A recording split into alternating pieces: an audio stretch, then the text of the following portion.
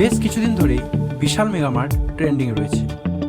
কোথাও দেখা যাচ্ছে যেখানে বিরাট কোহলি টেস্ট ক্রিকেট ছেড়েছেন বিশাল মেগামার্টে কাজ করবার জন্য, আবার কোথাও আর্মি ট্রেনিং চলছে এই কোম্পানিতে কাজ পাওয়ার জন্য। কি আসলে এই বিশাল মেগামার্ট? নমস্কার, আমি অনন্ত দুবে আর আপনারা দেখছেন জ্ঞান তত্ত্ব।